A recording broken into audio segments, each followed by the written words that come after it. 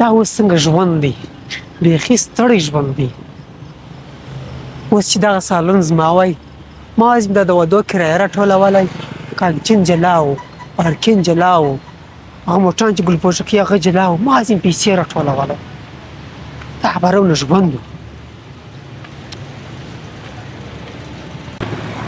ښه ډېرې پیسې مې درلودلی بارونه ښایسته ژوند په جوړېدی اوس نو یوه افغانۍ نه تسکېږي او چې دغه موټر زما وای انډوالان راسره وای جمعې په ورځ دا ادارې خواته بیولی څنګه ښه خوند به کړی وای بارونو ژوند ژوند پسې راچېر سو او دغه د موبایلو مارکېټ چې زما وای د هر دوکان هسې مې $300 کرایه راټولولی څومره ډېرې پیسې وې اول مې واده به کوي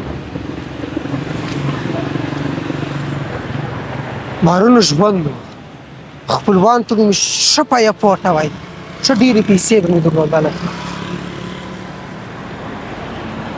او دا کور چې زما وای څنګه ښه خوند به یې کړی څومره غټ دی په سر یې ټانکۍ ده هلته ګوره د کوټې دروازه پسې جلا ده اوف دا کور چې زما وای بارونو ژوند و واده مې پسې کړی وای چې دغه توت ورختلی وای دوغه لوړ ځای مې ځان شوه کړی په دا ډمبر باندې موښتي دا کلک دی که نه دا خو کلک نه دی سړی خوږېږي نو سړی څه شي وکړي څنګه ځان وژنله نه څه به کولی اوس چې ځان ښه وکړي خو بله مړ کېږم سړی خوږېږي نو دا څنګه ژوند دی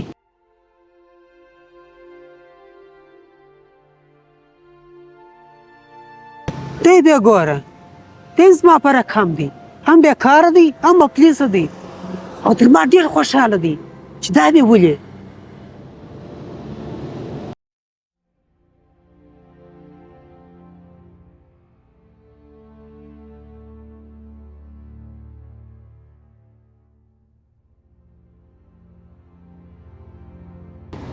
السلام علیکم چی شکایه څه کیسه ده جوړ په خیر تکړه تازه په مزه په خیر یې خدای دې کې خیر خوراک طبیعت داسې سره را ټینګ معلومیږي او داسې پل مې طبیعت خراب بیا ولې خدای دې کې خیر ستا ولې هر وخت طبیعت خراب مایوسه پیښه څه ده وروره پیښه زده نو اوس ژوند دی ولې نه دی ژوند داسې ژوند خوند نه کوي څه رقم ژوند خوند کوي ستا په فکر داسې ژوند خوند کوي وروره مثال به درکړمه ښه اوس یو سالون زما وای ښه دا د ودو پیسې مې راټولولی څومره ډېرې پیسې نور سالون خو چې ولرې نور بیا مې یو ښه ښایسته غټ موټر درلودلی انډبلان مې د جمعې په ورځ داسې د علي خواته بیولی څنګه خوند به کړی وای بارونه ژوند و نور بل پسې راتېر ته یو ښه غټ مارکېټ د موبایلانو د مې درلودلی او دا دوکانو والا څه مې کرایه راټولولی هره ورځ مې جلا جلا ټلیفون پسې بدلولی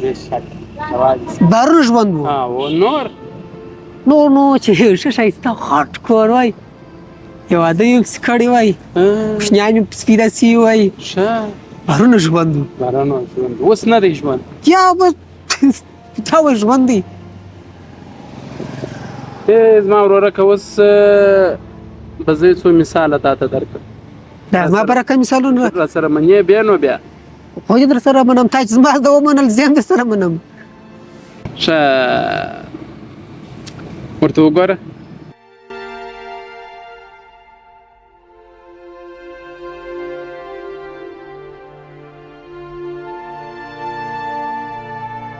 یو سپین ږیری کس چې هم درته خوشحاله دی هم درته د ژوند څخه راضي دی په دغه سره ګرمۍ باندې دی اخته دی جاروکشي وایي د ده هم د کورنۍ مسؤلیتونه ور د غاړې ده د هم اولادونه ور د غاړې دي خو دی بیا هم کار کوي دی بیا هم زحمت کاږي هغه داسې خیال پلو نه جوړوي په دماغ کې خو ودرېږه وګوره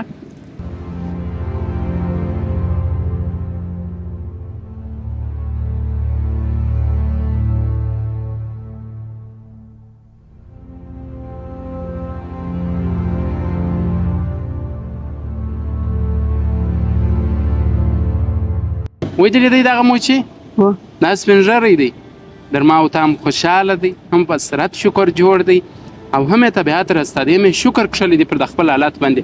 ټوله ورځ اخته دی، یا بوټونه رنګوي یا یې ګنډي، تر لاسو یې ستنې ووتلې.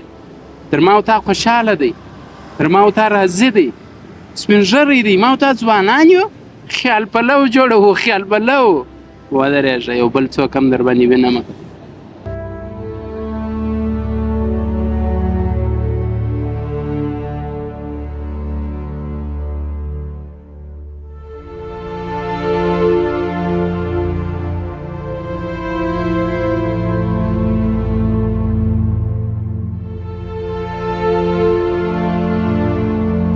وایي دې لیدله دغه څو ځوانان نه دي، دا نو ډېر ځوانان دي دلته ولاړ دي. در ما او ته هم ښه ځوانان دي، در ما او ته هم ښه په بدن باندې قوي دي. دوی هم ټوله ورځ د روزانې په تلاش ولاړ دي دلته. کله پیدا کړي 1500 کله یې نه کړي پیدا، خو بیا هم دوی د خپل ژوند څخه راضي دي، دوی د خپل ژوند څخه خوشحاله دي. نو په ما او ته بیا څه سوی دي؟ خو ودرېږه، یو بل څوک هم در باندې وینم.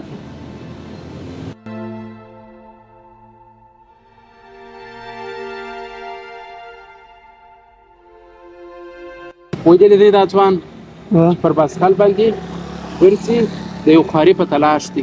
دی د خواري و د ډوډۍ و د دې شي ارمان نه لري. د ده تر ټولو غټ ارمان دغه دی چې زما او ستا په رقم روغ بشر یې درلودلی، زما او ستا په رقم پر پښو باندې ګرځېدلی، زما او ستا په رقم په دغه خپلو مټو باندې خواري کښلی سوی. خو بیا هم ته ناراضه یې او هغوی ټوله خوشحال.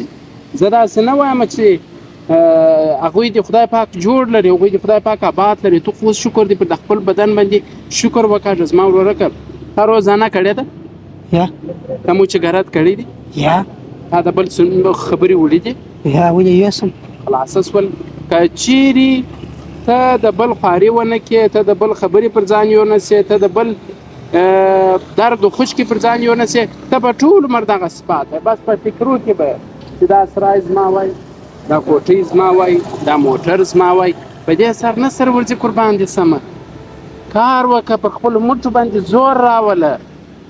د بل دنیا ته حساب مه کوئ چې دا دی لري زه یې ولې نه لرم. یا نو کشکې ما هم داسې درلودلی نو داسې ژوند به وی.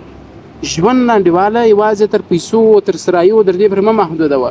ژوند هغه ژوند دی چې ته هم پکښې عبادت وکړې، هم پکښې کار وکړې، هم پکښې یو بل مسلمان ته دې ګټه ورسېږي. دغه وینې ژوند دی. پوه شولې؟ یا خو شکر دی پلار ورور مې پیسې ډېر لري، خو زه هم لرم خو چې داسې دی چې ما تر دوی ډېرې درلودلی بیا نو څه یې وم. وره دغه هم شکر دی چې کورنۍ اقتصاد مو ښه دی، مثلا پیسې لري، یو د ماښام د رسېږي، نو یو بل کار وکړه. پر دغه خپلو مټو، پر دغه خپل فکر او دماغ باندې زور راوله. تعلیم وکړه.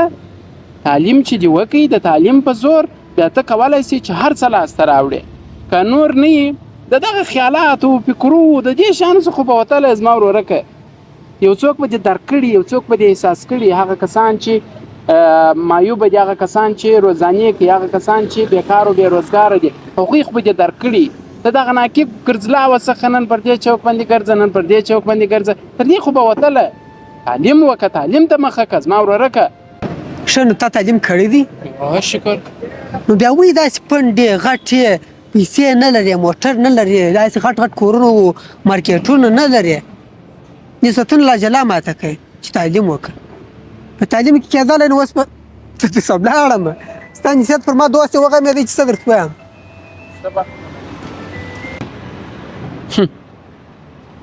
دې ته اوس ما نصیحت کوئ که مې ما په هوای ورکوئ که مې دی پوه کوئ. بس نو دا هغه خلک دي چې نه خپله کار کوي، نه نور خلک کار ته پرېږدي، بې له خبرو، بې له فکره چې دوی په خپل فکر کې غواړي چې د ځان څخه هم فیلسوفان جوړ کړي، هم د ځان څخه پروفیسران جوړ کړي، هر څه دوی ولري. داسې خو نه کېږي. یو بل څوک خو وپوښتئ چې هغه څه درته وایي، بیا چې هغه وپوښتئ د هغه خبرې هم نه منئ، خپله هم کار نه کوئ. په فکرو مو ځان بچا کړی، تعلیم هم نه کوم. ښه تاسې ښه راته ګورئ ماشاءالله. دغه دی پر تاسې باندې هم داسې خلک پېښ شوي دي چې هم شکایت لري او هم هغه ستونزه نه حلوي او نه د بل چا نصیحت پر ځان باندې پرېږدي، یعنې پر پزه باندې مچ نه پرېږدي. داسې خلک در باندې پېښ شوي دي.